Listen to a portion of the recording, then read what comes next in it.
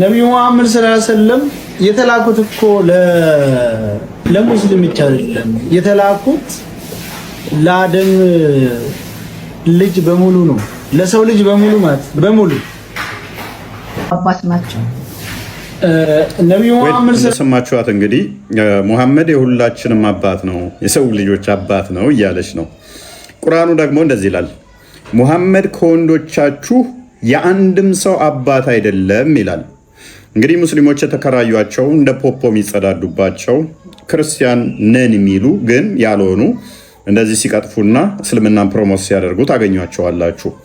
ደግማ ደግሞ እንደዚህ ብላለች፣ አንድ ክርስቲያን ሰው ሰዓቱ ደርሶበት ሊሰግድ ጸሎት ሊያረግ ብሎ እዛው መስጊዱ ጋር ቦታ ሰጥተውታል። በጣም ትሁት፣ በጣም ትሁት ናቸው። መልካም እንግዲህ እንደሰማችኋት ሙሐመድ ከደግነቱ የተነሳ ክርስቲያኖች መስጊድ ውስጥ እንዲጸልዩ ይፈቅድ ነበረ፣ መስጊድ ውስጥ እንዲጸለይም ያደርግ ነበር ትላለች። አላህ ደግሞ በቁርአኑ ላይ ሙስሊሞች እንዲህ ብሎናል ብለው ያምናሉ። ሱራ 9:28 ላይ እናንተ ያመናችሁ ሆይ አጋሪዎች እርኩስ ብቻ ናቸው፣ ከዚህም ማመጣቸው በኋላ የተከበረው መስጊድ አይቅረቡ ይላል። ልይቷን ትክክል ወይንስ አላህ ነው ትክክል? አጋሪዎች ሙስሊም ያልሆኑ እርኩስ ብቻ ስለሆኑ ወደ መስጊድ መቅረብ የለባቸውም ይላል አላህ። እሷ ነች ወይንስ አላህ ነው ትክክል? ሙስሊሞች ኦኬ። አብራት ያለውም ኡስታዝ ያሞጋገሰ የናይጄሪያን ክርስቲያኖችን ለማለት ነው። ከዚህ በፊት ኡስታዝ አቡበከርም ብሎታል። መስጊድ ውስጥ እንደጸለዩ ተናግሯል። ስህተትና ውሸት ነው። ፈትዋቸው ላይ እንዲህ ብለው አስቀምጠውታል። We could not find a chain of narration for this story except for this one on the authority of Ibn Ishaq, which has the same narrator missing in its chain of transmission, indicating it is weakness. የተላለፈው በአንድ chain of narration ሲሆን እሱም በኢብን ኢሽaq የመጣ ሲሆን ደካማ ማስረጃ ነው ይላል። ምን የናይጄሪያን ክርስቲያኖች መስጊድ ሰገዱ ሙሐመድ ፈቅዶላቸው የሚለው ተረት ደካማ ነው። In any case, if this report is proven authentic, በማንኛውም ሁኔታ ይሄ የተባለው ነገር እውነት ቢሆን እንኳን አሉ it does not indicate that it is permissible for the non-Muslim to enter the masjid and perform their prayer therein ይላል ማለት ነው። ይህንን በፈትዋቸው ላይ ያስቀመጡት ነው። ምንድነው ያሉት? በማንኛውም ሁኔታ እንደው ይሄ የተባለው ነገር ደካማው መረጃ ነው፣ ክርስቲያን ሰገደ መስጊድ ምናምን ሙሐመድ ፈቀደለት ሚለው ደካማና ውሸት ነው። እውነት ነው ቢባል እንኳን በፍጹም አይቻልም። መረጃው የመጣው ይሄ እንኳን ትክክል ነው ቢባል እንኳን ከቁርአኑ ጋር ስለሚጋጭ አይቻልም። መስጊድ መግባትና መስገድ አይችሉም። ደግሞም እንዲህ ብላለች፣ ሴትም ወንድም እኩል ነው። እንደገና ደግሞ ሴት ልጅ እንድታለቅስ እንድታዝን እንዳታደርጋት ይላሉ። ነብዩ መሐመድ እኮ አማና ጥሌ እጃለው ሴት ልጅ ነው። ሴት ልጅ አማና ናት። እኔ ስለሳቸው በጣም ብዙ አንብቤያለሁ። አሁን ይሄ ቲክታክ ሲመጣ ዘልዛላ ሆንኩኝ እንጂ ኢትዮጵያ ያለው በጣም አነብ ነበር። መልካም ኦኬ። አላህ ደግሞ ስለ ሴቶች ወንዶች ጋር እኩል ናቸው ብሏልን? እንዲህ ብሏል፣ ወንዶች በሴቶች ላይ ቋሚ አሳዳሪዎች ናቸው። አላህ ከፊላቸውን በከፊሉ ላይ በማበላለጡ እኩል ሳይሆን በማበላለጡና ወንዶች ከገንዘቦቻቸው ለሴቶች በመስጠታቸው ነው ብሏል። ሴቶች እንዳያለቅሱ ምናምን። ኦኬ። እዚያ ማመጻቸውን የምትፈሩትን ገስጿቸው፣ በመኝታ ተለያዩዋቸው፣ ምቷቸው። አላህ ነው ትክክል ወይንስ ልይቷ? ሴቶች እንዳያለቅሱ ሙሐመድ ከልክሏል። ለሴቶች በጣም ትልቅ መፍት ሰጥቷል። ወንድና ሴትን እኩል አድርጓል ትላለች። አላህ ደግሞ ኖ እኩል አይደላችሁ ማበላልጫቸዋለሁ ይላል። እንደዚህ እንደ ፖፖ ተከራይታችሁ አፋቸው ላይ የምትጸዳዱ በእነሱ የተጸዳዳችሁባቸውን እንዲያቀረሹ የምታደርጓቸው ሰዎች አላህን እያሰደቡባችሁ ነው። ነብያችሁስ ምን ብሏል ስለ ሴቶች? አይመቱ ነው ያለው። ሱናን ኢብን መጃ 1985 ላይ እንደዚህ ይላል፣ ኦ ሜሴንጀር ኦፍ አላህ the women have become bold toward their husbands። ሴቶች በወንዶች ላይ ጠንካራ እየሆኑ ነው ብለው ጠየቁት፣ ነገሩት ለሙሐመድ። እየተገዳደሩ ነው። በቃ እኩል ነን እያሉ ነው። ምን አለ ሙሐመድ?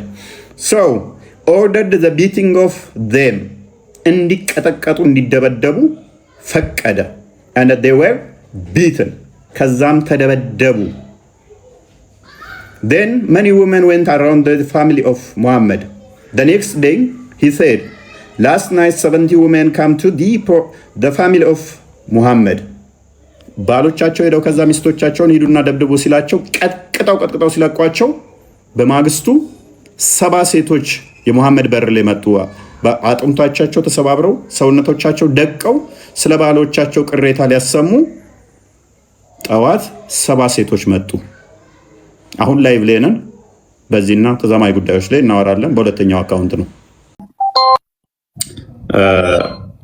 እየተነጋገርንበት ያለ ነው። ምንድነው እሱ?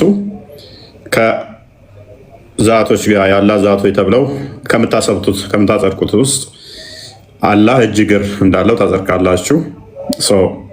ያልተገለጹትንስ በምን አይነት ሁኔታ ነው የምታጸድቁት የሚለውን የምንመለከት ይሆናል ማለት ነው። ከዚህ ጋር የተያያዘ ሰሞኑንም እየተነሳ ስለነበረ ከዚህ በፊት ገብተንበታል። እስኪ መለስ እናድርገውና ከአንድ 3 ወር በኋላ መሰለኝ ይህንን ከገባንበት አላህ አሉት የሚባሉት ተገልጸዋል። አላህ ቀኝ ግራ አጽድቃችኋል። አላህ ምክንያቱም ቀኝ እጅ እንዳለው ታጸድቃላችሁ፣ ግራ እጅ እንዳለው ታጸድቃላችሁ። ቀኝና ግራ እጅ ካለው ደግሞ ዳይሬክሽን እና ዳይሜንሽን አለው ማለት ነው። እንደሚታይ በቂያማ ቀን ታጸድቃላችሁ፣ መሄድ መምጣትም ታጸድቃላችሁ። ይሄ ደግሞ ለፍጡራን የሚሰጥ ነው ብለን እኛ እናምናለን።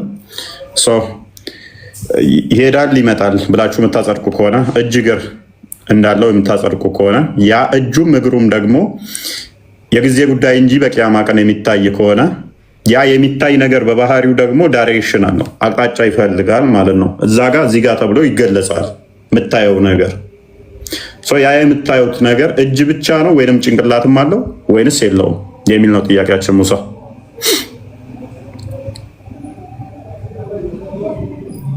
ሰማሁት ከሆነ ያው እንደ ሐዲስ ከሆነ እጅ ብቻ እኮ የግል የሚታይ ነገር የለም። እዛኔ ከአላህ ጋር ትገናኛለህ ነው የሚለው እንትኑ እንደ ሐዲስ ከሆነ ግን ያ ሆኖ አሁን ከአላህ ትገናኝ ሁሉ ነገር አለኝ አታመሳስሉ ብለዋል። ገባ? ኦኬ። አታመሳስሉ የሚባለው ነገር አሁን አለማመሳሰል ማለት ምን ማለት ነው? ከሰው ጋር አይመሳሰልም። ሰው ተፈጥሮ አይደለም። ገባ? ፍጡር ነው እንጂ እሱ ወይ ፍጡር አይደለም። አሁን አይመሳሰልም ሲባል በምን? ለምሳሌ መልኩን ነው መጠኑን ነው ምኑን? ሁሉ ነገር ነው። በሁሉም አይመሳሰልም። እሺ በሁሉም አንድ ሰው አይደለም። በቃ አይመሳሰልም። ተስማማው። ስለዚህ ሰውን አይመስልም፣ ግን የራሱ እጅ አለው። እኔ በላቸው አው አልኩ እኮ ስንቴ ነው የምታነሳው? ጥያቄ መልካም እኮ ተስማማን። ስለዚህ ምን እኔ እንጃ በእናትህ ጭንቅላት ወይኔ ምንድነው አለው ተባልክ እኮ። ኦኬ ጭንቅላት አለው የሚል አለ። አሁን ለምሳሌ ሁሉ ነገር አለኝ ማለት እኮ ጭንቅላት ለምሳሌ አላለም። አሁን ጭንቅላት ሚል እንትን ፊደል አልሰማሁም፣ ግን ሁሉ ነገር አለኝ እሰማለሁ፣ ያለው ከሰው ጋር አታመሳስሉ ብለዋል አላህ። እና በዛው ላለማመሳሰል ከጣርኩኝ ጭንቅላት ሳይኖረው ይሰማል ብዬ ብወስድስ? ጭንቅላት ግን የለውም እግር ነው ያለው፣ እግሩ ነው የሚሰማው ብለስ? ፈጣሪ ነው እኮ እንዴት እንደፈለገ እንትን ማለት ይችላል። አንተ እኮ ለምሳሌ አሁን ኢየሱስ ፍጡር ነው ታምናለህ። ገባ? እንደሱ አሁን አንተ እሱ ማመሳሰል ትችላለህ። እዚህ ጋር እሱ ጋር አላህ ጋር ማመሳሰል አልችልም። ቆይ ሌላ ቶፒክ ውስጥ አትግባ። አሁን አላህ ላይ ቁምና ምን ያስቃላት? ተሳቅ ኢየሱስን እናንተን የፈጠረ አምላክ ስለሆነ በስጋ የተገለጠ ነው። አላህ በስጋ ተገልጧል እንደዛ ብለህ የምታምን ከሆነ ዌልካም። ግን እንደዛ ስለማታምን እኛ በስጋ የተገለጠ ነው መለኮት በስጋ ተገልጧል ብለን እናምናለን። ስለዚህ ክርስቶስ እጅና እግር ምናምን የሚባሉ እነኛ በስጋ ስለተገለጠ ብለን እናምናለን። እሺ አሁን እናንተ ለምሳሌ የተገለጠውን በሙላት አካል ነው የምታምነው ወይንስ ያልተገለጡ አካላቶች የሉትም ብለህ ነው ዲና የምታደርገው? እኔ በቃ ያልተገለጡ አካላቶችም ይኖሩታል ብዬ ነው የማስበው። አሁን እንደናንተ ከሆነ ያው ሁሉ ነገር ስላያችሁት እንደ ሰው ሽንት ቤት ስለሚጠቀም ልታመልኩ ትችላላችሁ። ስንት ቤት ይጠቀማል እናንተው ታውቃለህ?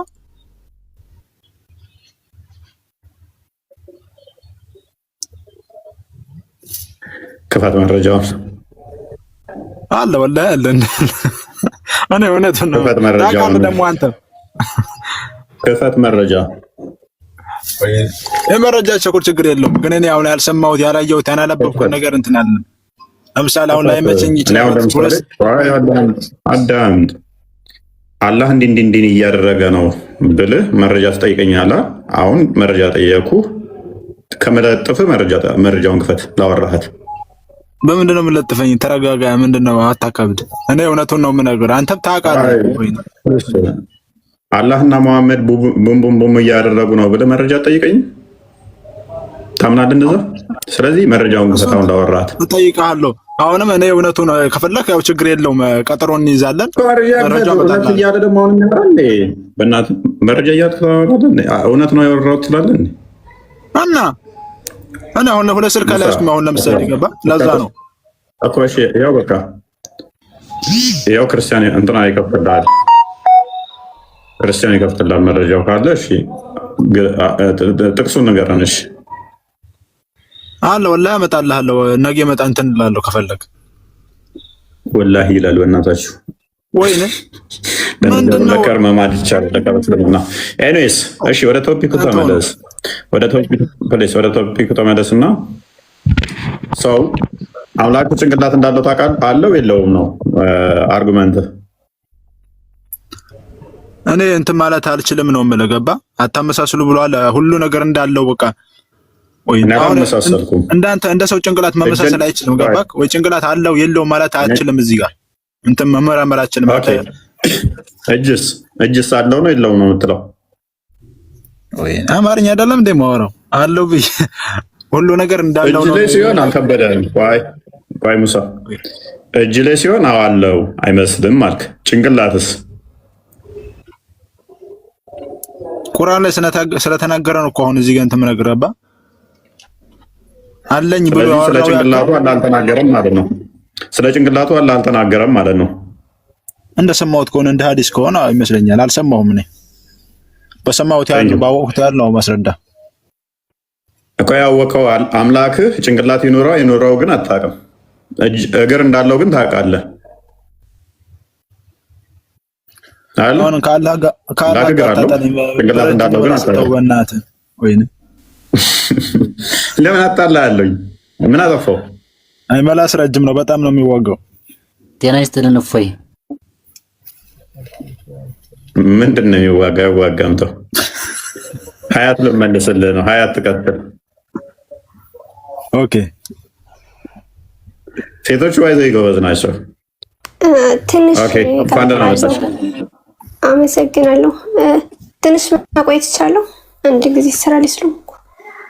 እሺ አርጉመንቷን በደንብ ለማወቅ ነው። ኤኒዌይስ እፎይ ጤና ይስጥልን። ሰላም እንኳን አይ ቲንክ ኡሳ ነው ሀሊማና ኡሳ አህመድ ይቀድሙሃል። እሺ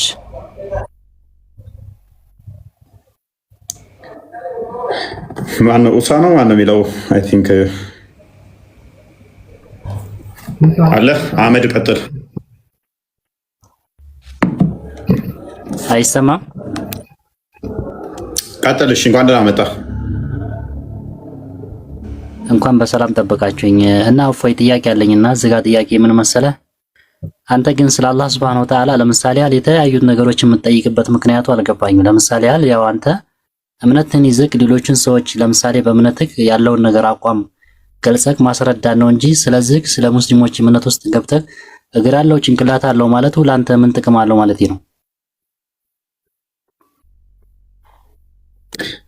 ጥቅሙ በኋላ ይገባሃል። ጥቅሙ ዋናው ምንድን ነው? አንተ የምታመልከው አምላክ እንዳልሆነ ለሰዎች ማሳየት ነው ዋናው የኛ ጥቅማችን። አሁን ኡስታዞችን ትሄድና እንዳለ ቤት ከፍተው የሚሰሩት ምን አግብቷችሁ ነው ስለ ክርስትና መጽሐፍ ቅዱስ የምታወሩት? ምን አግብቷችሁ ነው ስለ ስላሴ የምታወሩት? ምን አግብቷችሁ ነው ስለ ክርስቶስ የምታወሩት? ኡስታዞችን እንዳለ ሄድና በላቸው ነኝ ሳይሆን እኔ ሙስሊሞች አንዳንዴ በጣም የምታስቁኝ እናንተ በቃ አስቸጋሪ ነው። ማይንድ ሴታችሁ በእንደዛ ስለተቀረጸ እኛ ብቻ መተቸት አለብን፣ እኛ ብቻ እንትን ማለት አለብን፣ የእኛን ማንም መናገር የለበትም በሚል ስላሳደጓችሁ ማለት ነው። እዚህ 6000 ሰው ፊት መጥተህ ግን ይህን ስታወራ አለማፈር ነው። ትሄድና ከና አቡ ሃይደር ጀምረህ ከትንሽ እስከ ትልልቅ ኡስታዞች ምን አግብቷችሁ ነው ስለ ክርስትና ክርስቶስ እንደዚህ ነው እንደዚህ ነው እንደዛ ነው የምትሉት? መጽሐፍ ቅዱስ እንዲህ ነው እንዲያ ነው የምትሉት? ምን አግብቶ ምን ቆርጦ ነው ከቁርአን ውጭ የምታወራው ትሉታላችሁ ማለት ነው። ከዛኛ ጋር መጣችሁ ስለ ቁርአንና ስለ አላህ ታወራለህ ትሉኛላችሁ። ስለ አንድ ከላም ትርጉም የማታውቅ ሰው አሁን አንተ ለምሳሌ እንዲህ ነው ብለህ በቃ አልቀስ ከሰሩልና ታብታብ እያደረግ ከሚስትህ ጋር አልቀስ። ብታለቅሱ እንዳገቡት ተወስታችሁ። ኤኒዌይስ አህመድ እንኳን ደህና መጣህ። ሙሳ ትስቃለህ። እኔ ጭንቅላታችሁን እኮ እንዴት እንደምትጸየፈው ብታውቅ። ምክንያቱም በጣም የበታችነት ስሜት የተጠናወታችሁ ስለሆናችሁ ማለት ነው። የእኛዎቹ እናንተ ጋር የምሬን ነው። የእኛ እናንተ ጋር መጥተው ለምንድን ነው የምናውቁብን ሃይማኖታችንን አትተቹብን ሚል አታመጣም። የእናንተዎቹ ግን መጥተው ሁሌ ማልቀስ በጣም ይሰለቸው። በጣም ቦሪንግ ነው እንደዚህ ሲሆን። ማልቀስ እኮ አይደለም ይሄ ማልቀስ አይደለም። በቃ ለምን በስነ ስርዓት አታስረዳም? አሁን ግባት። ኦኬ ጥያቄውን ሰምተሃል? እሺ ጥያቄውን ሰምተሃል?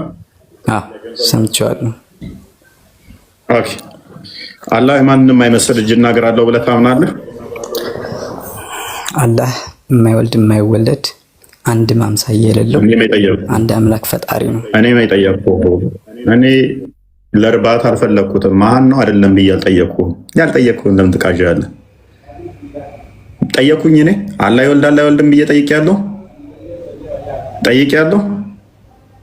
እኮ ነው ወይኔ ሙሳ ሚተርክ ያልተጠየቀውን ለምን ትጠይቃለህ? ለባዮሎጂ ማትስ አይደለም መልሱ፣ ለኬሚስትሪ ፊዚክስ አይደለም መልሱ። ጥያቄ ወቅ ስምህን ስትጠየቅ እድሜ አትናገር። ራስ አዳምጥ ነው። ስምህ ማን ነው ሲባል 30 ዓመቴ ነው አይደለም እያልክ ነው።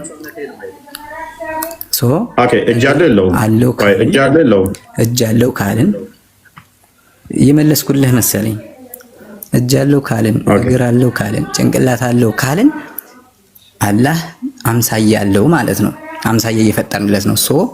አላህ ደግሞ አምሳያ የለውም እያልኩ ነው። ጎበዝ። ስለዚህ እጅም የለውም እግርም የለውም አይደለ? እሱ አለው ካልን እያመሳሰልን ነው እያልኩ ነው። ጎበዝ። ስለዚህ በተቃራኒው ምን ማለት ነው? አለው ካልን እጅ አለው ካልን እግር አለው ካልን ከፍጡር ጋር እያመሳሰል ነው አይደለ? አዎ ከፍጡር ጋር ማመሳሰል እንደሌለብኝ ነው። ጎበዝ። ስለዚህ ለአላህ እጅን አታጠርቅም ማለት ነው። እጅ ያለው ማለት ስህተት ነው እኮ። እያመሳሰልኩ ነው እያልኩ ነው። ማመሳሰል አልችልም እኮ። ፍጡር እያደረግከው ነው እኮ። እጅ ያለው ካልክ ፍጡር እያደረግከው ነው። እግር አለው ካልክ ፍጡር እያደረግከው ነው። ፍጡር አይደለም። ጎበዝ። ስለዚህ እጅ ያለው ወይንም እግር አለው አምላኬ እጅና እግር ያለው ነው ብሎ አንድ ሰው ቢያምን ፍጡር ነው እያመነ ያለው ማለት ነው። አቤት ምን አልከኝ? እጅ አለው ካልን እግር አለው ካልን እንደዚህ ጣቶች አሉት ካልን ከፍጡር ጋር ማመሳሰል ነው ብለኸኛል አይደለ?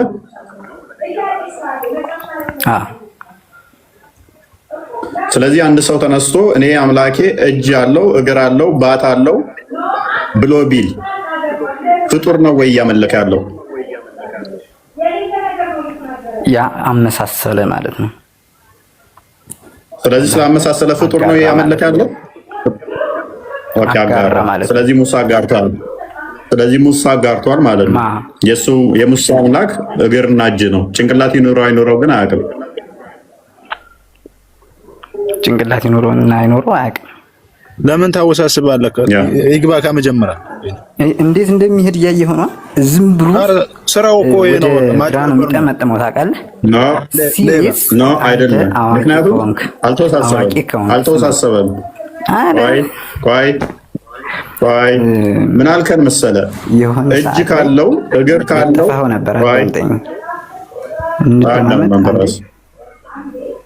እንዴ አንተ ራስህ እያዳመጥኩና ምንም አላወሳሰብኩም እኮ እያወሳሰብክ ነው። አንዴ እዚህ ጋር ክርስቲያን እዚህ ጋር እንትን የሆነ ጥቅስ አውጥቶ ነበር። ሙሳ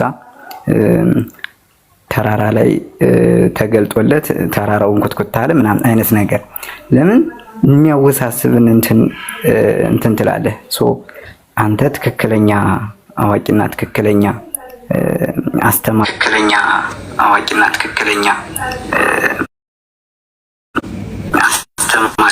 ማወዘጋገብና እነሱን ወደ ተጣመመ መንገድ ከመስደድ ወደ ምንስ ገባ?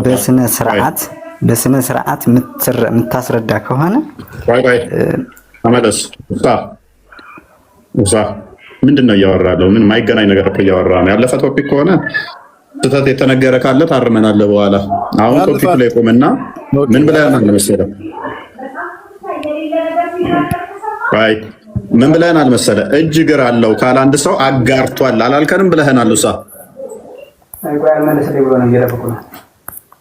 ይሄውልህ አሁን ምነግርህ ያለሁትኝ ወደ ቀጥተኛው እንትን በምዕራፍ ብትሄድ እቀበላለሁ። አንተ ግን የምትሄደው ወደ ግራ ነው የምጠመጠው። ገብቶሃል?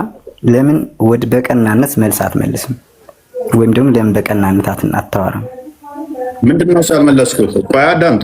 ውሳ ምንድነው እያልክ ያለው? አላህ እጅ አለው አንድ ሰው ካለ፣ አላህ እግር አለው ካለ፣ አላህ ጣት አለው ካለ ከፍጡር ጋር መሳስሏል። እሱ አጋርቷል ባላህ ላይ አልከን አይደለ? ብለናል አላልከንም? እየሰማሁ ነው። ቀጥል። ብለሃል አላልክም? የለውም እያልኩ ሸኛለሁ። እኛ ደግሞ መልስ ይሄ ነው። ምን አመላህ አይደል? ይሁን ውጥር አድርጎ ሲይዙህ እኮ እንደዚህ እኮ ነው። ምንም እኮ የወጠርከኝ ነገር እኮ የለም። ምንድነው የወጠርከኝ? ምንድነው? ምን አልከኝና? እስኪ ቆይ አንድ ጥያቄ ልጠይቅህ። አንተን አንድ ጥያቄ ምን ወጠረኝ ነው? እስኪ ቀጥል። ምን ወጠርከኝ? ቀጥል። ኦኬ እሺ። መጽሐፍ ቅዱስ ላይ ክርስቲያን ሆኑ ብሎ ያስተማረ ወይም ደግሞ እንትን ያላለ ነቢያት አሉ? ክርስቲያን ሆኑ የሚል አለ መጽሐፍ ቅዱስ ላይ ካለ አለ? የብሌን ጥያቄ ጠየቀኝ። አለ ሙስሊም ሆኑ የሚል ቃል በቃል አለ። ቅዱስ ያደረከው ና ቅዱስ ቁርአን ላይ እንደዚህ የሚል አለ አለኝ። ና ክፈትና እስቲ ቅዱስ ቁርአን የሚለውን ቃል አሳየኝ። ከቁርአን ላይ ቅዱስ ቁርአን የሚል አንድ ጥቅስ ብቻ አሳየኝ። ቁርአን ላይ አዳምጥ። ቁርአን ላይ አሳየኝ። ቆይ ቅዱስ ቁርአን ላይ አለ ብለሃል። አሁን ክፈትና ቅዱስ አዳምጥ። ቅዱስ ቁርአን ያልከውን እስቲ ቅዱስ ቁርአን የሚል ከቁርአን አሳየኝ። ክፈት። ከቅዱስ ቁርአን ላይ ያለ አይደለ? እስቲ ቅዱስን ቁርአን አውጣውና አሳየን። አንድ ጥቅስ ብቻ፣ ብዙ አለ የምፈልገው። ቱኑ እንዳትሞቱ ይላል ቃል በቃል። ክፈት። ቅዱስ ቁርአን የሚል አንድ ጥቅስ ብቻ አሳየን። እንትን ላይ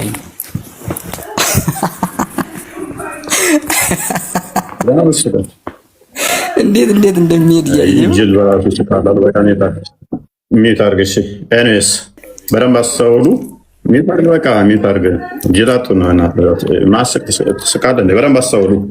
ሎክ በመጀመሪያ ደረጃ የአንተ አርጉመንት ለእኛ አይሰራም። ምክንያቱም በደንብ አስተውሉ ክርስቲያኖች፣ የእናንተ ኤግዛክት ወርድ ፋላሲ እኛ ጋር አይሰራም። ምክንያቱም በእናንተ አስተምሮ ዶግማ አይደለም እኛ የምንዳኘው። እኛ እንዴት እንረዳለን አስተምሮታችን እንዴት ነው በሚለው ነው እንጂ የእስልምና መስፈርት እኛ ጋር አይደለም አፕላይ የምታደርገው። ገባ? የእኛን መስፈርት እናንተ ላይ አፕላይ እንደማናደርገው ሁሉ የእናንተን መስፈርት እኛ ላይ አምጥተህ አፕላይ አታደርገውም ማለት ነው። የእኛ የራሳችን አረዳዳለን ማለት ነው። ክርስትና ስንል ምንድን ነው? ክርስቶስን መከተል ማለት ነው። ክርስትና ማለት በራሱ ክርስቶስ መከተል ማለት ነው።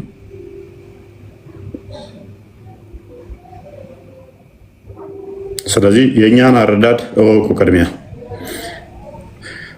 ኦኬ አምላክ አላህ ወይንም ነው ብለህ የምታምነው እጅ ኑረው አይኑረው ወይ ካመሳሰለ አንድ ሰው ብቻ እንደዛ ካለ ከፍጡር ጋር ማሳስሏል አጋርቷል በሚለው ነጥብ ይዤላለሁ። እዛ ነጥብ ላይ እንቁምና እስማኤል እንኳን ደህና መጣ። እንኳን ደህና ቆያችሁ። እንዴት ናችሁ? ይመስገን። እንዴት ነህ? አለን። አሁን ያለ አካላቶች ላይ ያው ጥያቄ ነበረህና ያው እነሱን ልሞክርና ለመመለስ እኔም ያው አንድ በጣም ያው ቀላል ጥያቄ ይመስል ግን ቀላል አይደለም። አንድ ጥያቄ አለኝ ከመለስክልኝ ማለት ነው። መጀመሪያ ያው ያንተን ልመልስና ከዛ እኔ ልጠይቅ። እሺ ቀጥል። እሺ እኛ ያለ አካላቶችን እንዴት ነው የምንረዳው የሚለውን ነገር መጀመሪያ ልመልስ። እኛ አላህ አይኖች አሉት ስንል እንደኛ አይን አይደለም፣ የሱ መለኮታዊ አይኖች ናቸው።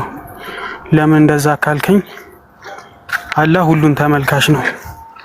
የኔ አይን ደግሞ ከዚህ ለምሳሌ ጎፋን ያለሁት እስከ ሰፈሬ ድረስ ነው ላይ የምችለው። አላህ ደግሞ ሁሉን ተመልካች ነው። ስለዚህ አላህ አይን አለው ማለት የኔ አይን ማለት አይደለም። አላህ እጆች አሉት ስንል ሁሉን ሰሪ እጆች ናቸው ወይም ደግሞ መለኮታዊ እጆች ናቸው። ያ መለኮታዊ እጅ ማለት ደግሞ የኔ እጅ ወይ ደግሞ ያንተ እጅ አይደለም። የሆነ ጊዜም እንደውም ገብቼ ቀለል ያለ ምሳሌ ሰጥቼህ ነበረ ካስታወስክ። ለምሳሌ አልኩ እፎይ፣ አሁን አንተ እፎይ የተቀመጥክበት ወንበር 4 እግሮች አሉት። አንተ እፎይ ደግሞ 2 እግር አለ። ያ ማለት የወንበሩ እግሮች ማለት ያንተ የእፎይ እግሮች ማለት አይደሉም። ሁለቱም ግን እግር ናቸው ብዬ አስረድቼ ነበር፣ ቀለል ያለ ምሳሌ ማለት ነው። እና እኛ ያው አላህ እጆች አሉት ወይም ደግሞ አካላቶች አሉት ስንል መለኮታዊ አካሎች ናቸው፣ ሁሉን ሰሪ ሁሉን ተመልካች የሆኑ አካላቶች ናቸው ብለን እናምናለን። ይሄ ነው እስልምናው ላይ ያለው አስተምሮ።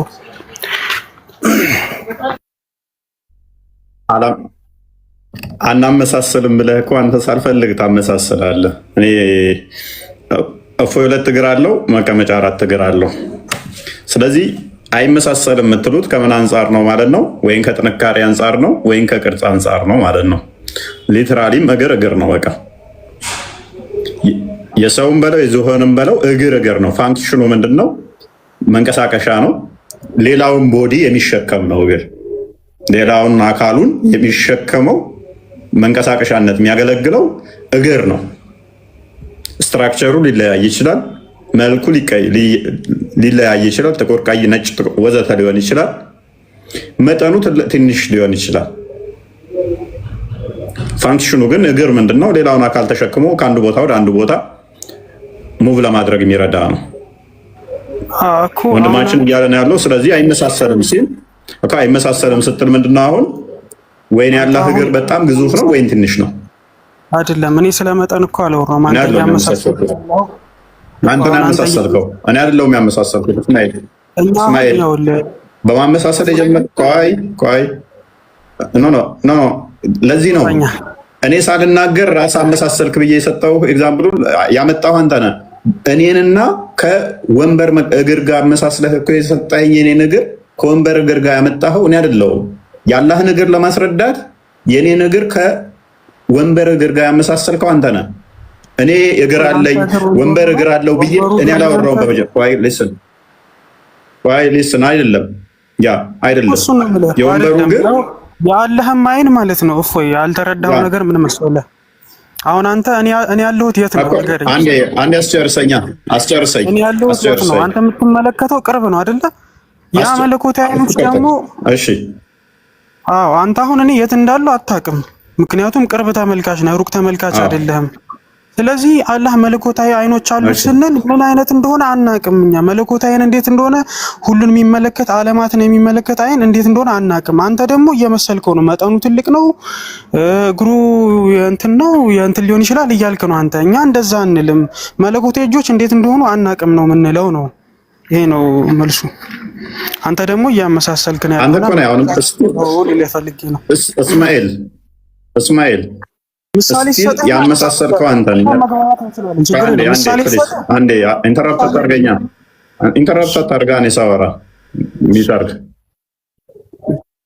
አንተ ነህ ራስህ እያመሳሰልክ ያለህበትን ጭምር እየነገርከኝ። እኔ ያለሁት አሁን ጎፋ ነው፣ ማየት የምችለው እስከዚህ ድረስ ነው። አላህ ግን ከዚህ በላይ ያያል ብለህ የአላህን እይታ አይኖች ከአንተ አይን ጋር ያመሳሰልከው አንተ ነህ። እኔ ማየት የምችለው እስከዚህ ድረስ ነው፣ አላህ ማየት የሚችለው ግን እንደዚህ ዩኒቨርሳሊ ማየት ይችላል ብለህ ስትል ራስህ የአንተን እይታ አሳንሰ የአላህን እይታ ደግሞ አስፍተህ ስትናገር ምን አድርገህ ነው? አንጻራዊነት እየሰራህ ነው። አይኑ ሊትራሊ ከአንተ አይን ጋር ማያነት ሁለቱም ተመሳሳይ የሆነ ነገር ግን የአንተ አይን ርቀት ማያይ የእሱ አይን ደግሞ ዘሆል ማየት የሚችል ማወቅ የሚችል መሆኑን እየነገርከኝ እኮ ነው። አንተ ነህ እያመሳሰልክ ያለው። ካመሳሰልክ በኋላ ግን አፐር ሃንዱ ማን ነው? አላህ ነው። በደንብ ማየት ይችላል፣ አርቆ ማየት ይችላል፣ አርቆ ማወቅ ይችላል። ያንን አመጣኸው እንጂ ንጽጽር ውስጥ የገባው አንተ ነህ አይደለሁም። እኔ ፎር ሴክ ኦፍ አርጉመንት ይህንን ተውኩልህ። በቃ ተውኩት። ማነጻጸር የሚሆነው እንዴት ነው? እፎይ እኔ አይደለሁም ያነጻጸርኩት። ቆይ እስማኤል ይህን ተውኩልህ።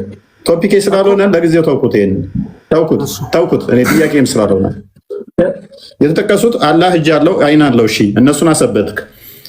ኦኬ አላህ ጭንቅላት አለው? በቁርአን ሲጠቀስልን እኛ እንናገር፣ ያልተጠቀሰውን ነገር ግን እንዲህ ነው ብለን አንናገርም። እንዲህ ነው ብለን አንናገርም ማለት ስለዚህ አላህ ጭንቅላት ይኖረው አይኖረው አታውቅም? እኛ ከቁርአን ከተጠቀሰልን ውጪ አንዘልም። ያው ማለት አናቦካም ማለት ነው። ስለዚህ አላህ ጭንቅላት እንዳለውና እንደሌለው ካልተጠቀሰ እግር አለው፣ እጅ አለው፣ ጣት አለው፣ ጭንቅላት ይኖረው አይኖረው አይታወቅም። አንገትስ? እፎይ አሁን ያልተረዳው ነገር አሁን ስትገልጽ ራሱ ልክ አይደለም። አላህ እጅ አለው ሳይሆን አላህ መለኮታዊ እጅ አለው፣ መለኮታዊ እግሮች፣ መለኮታዊ አይኖች እያልክ ነው ማስረዳት ያለብህ። እጅ ስትልማ አሁን ስለኛ ስለአንተ ነውና ይቅርታ ጠይቃለሁ። ይቅርታ እንጠይቅ ማስረጃ። አላህ መለኮታዊ እጅ አለው የሚል ከሐዲስም ከቁርአንም አንድ ብቻ ማስረጃ ስጠኝ። አንድ ብቻ መለኮታዊ እጅ የሚል ባይዘ መለኮታዊ እጅ ማለት እስማኤል በደንብ አስተውል። መለኮታዊ እጅ ማለት መልሼ ጠይቃለሁ። መለኮታዊ እጅ ማለት ምን ማለት ነው ብዬ ጠይቃለሁ። ትልቅ ነገር የተናገርክ እንዳይመስልህ። መለኮታዊ እጅ ማለት ኢትስ ኖት ቢግ ዲል። መለኮታዊ እጅ ማለት ምንድን ነው እሱ ብዬ ስለምጠይቅ መልሼ። ነገር ግን ከሐዲስም ከቁርአንም መለኮታዊ እጅ የሚል አንድ ብቻ ትሰጠኛለህ ማስረጃ። ከዛ በኋላ ይቅርታ ጠይቃለሁ ተተሳሳትኩኝ። እሺ እፎይ አሁን እንድንረዳዳ አሁን የጠየቀኝን መልሰህ ጠይቀኝ። መለኮታዊ እጅ መለኮታዊን ምን ማለት ነው ብለህ ጠይቀኝ እንድንግባባ። አሁን አልጠይቅም፣ እሱን ቀጣይ ነው የምጠይቅህ። ግን አላህ መለኮታዊ እጅ አለው፣ አላህ መለኮታዊ ቆይ ይሄን ከተረዳኸው አትጠይቅ። ምክንያቱም ተሳስተሃል ስላልከኝ ኖ ተሳስተሃል እንደዛ ትበል ስላልከኝ ስህተቴን እንድታረምና ይቅርታ እንድጠይቅ እንደዛ ተብሎ የተጠቀሰበትን አንድ ጥቅስ ብቻ ስጠኝ፣ ከቁርአንም ከሐዲስም። እኮ እንድንግባባ እኮ ነው እፎይ። አሁን ለምሳሌ እኛ አላህ እኔ ሁሉን ተመልካች ነኝ ሲል ምን ማለት ነው ስንል ያው አይን አሁን እሱ አይደለም ጥያቄ። አሁን መለኮታዊ እጅ በል መለኮታዊ እግር ካላልክ ስህተት ነው ብለኸኛል። መለኮታዊ እጅ ነው የሚባለው መለኮታዊ እግር ነው የሚባለው ያልክበት ማስረጃ። እሺ ወደዛ እንመጣለን። መለኮታዊ አይኖች አሉት። እሺ ከሱ ጋር ከተስማማን ቀጥላለሁ፣ ችግር የለውም። አላህ መለኮታዊ አይኖች አሉት፣ ችግር የለውም። እሱንም ለሱም ከሆነ ማስረጃ አንጣልኝ። መለኮታዊ አይን፣ መለኮታዊ እጅ፣ መለኮታዊ እግር፣ መለኮታዊ ጣት እንደሚባሉ ማስረጃ መለኮታዊ ተብሎ እንደሚጠቀስ ማለት ነው። ኦቨርኦል መለኮት ቢባል ማተር አያድርገኝ ምን ግን ኢንዲቪዥዋል ሲገለጹ ደግሞ መለኮታዊ እጅ ነው የሚባለው እንጂ እጅ አይባልም። ቆይ አዳምጠኝ። እጅ አይባልም፣ መለኮታዊ እጅ ነው የሚባለው። አላህ እግር አለው ሳይሆን መለኮታዊ እግር አለው ነው የሚባለው። አላህ ጣቶች አሉት ሳይሆን የሚባለው መለኮታዊ ጣቶች ነው የሚባሉት። አላህ ባት አለው ሳይሆን መለኮታዊ ባት ነው የሚባለው ስላልከኝ ሶሪ ምንድልህ ከቁርአንም ከሐዲስም አንድ ማስረጃ። ጥያቄውን አሳጥረህ ግልጽ አድርገው። አሁን አንተ የፈለግከው ሊትራሊ ቃሉ ነው መለኮታዊ እጅ ይባላል፣ መለኮታዊ እጅ አይባልም፣ ይባላል አይባልም የሚለውን ነገር ነው። መለኮታዊ ቃል ይባላል አይባልም የሚለውን ነው ቃል በቃል የፈለግከው ነው ወይስ አንተ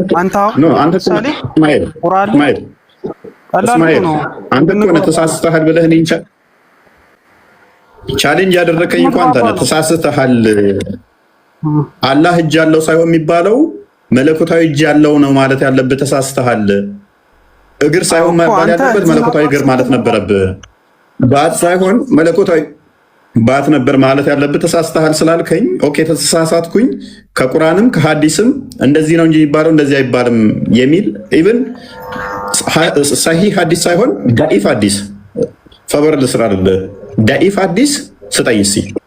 መለኮታዊ እጅ፣ መለኮታዊ ባት፣ መለኮታዊ እንትን ነው እንጂ የሚባለው እንደዚህ አይባልም የሚል ዳኢፍ ሐዲስ ነው እቀበላለሁ። ቀጥል። አልበቃል ነው የፈለግከው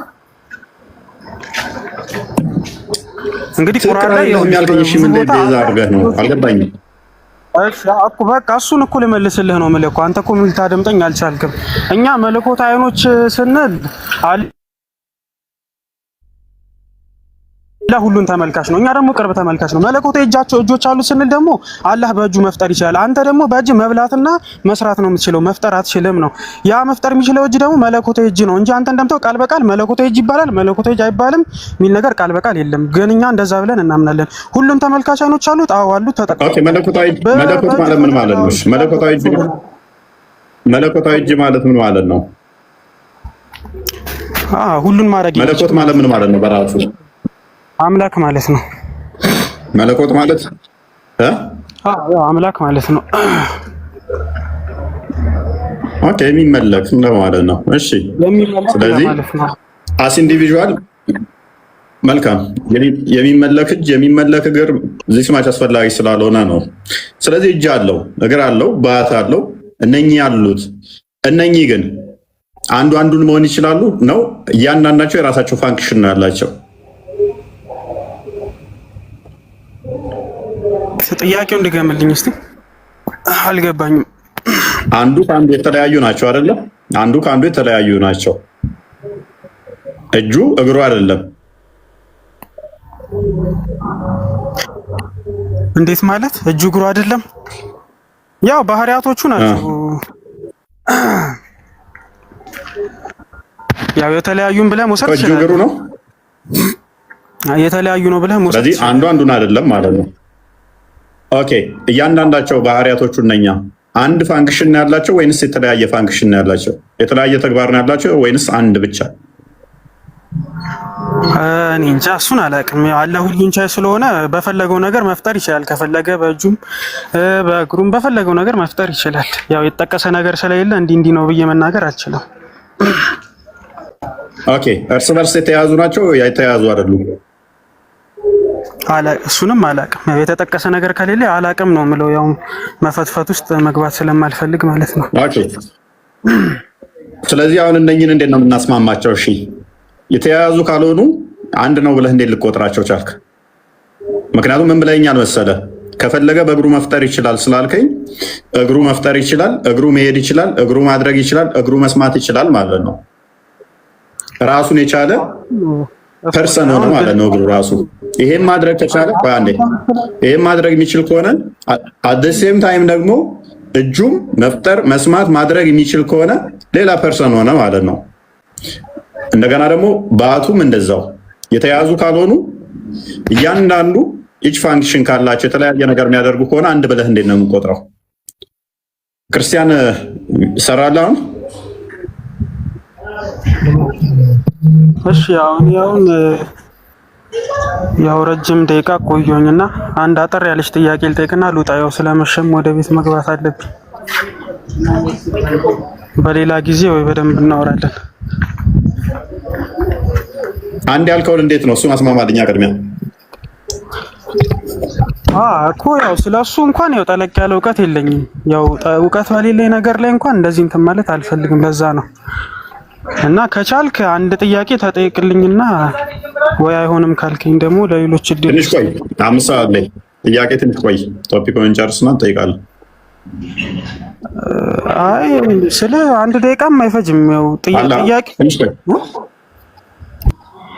አይ ቤት መግባት ነው። ቤት መግባት ቀጥልሽ።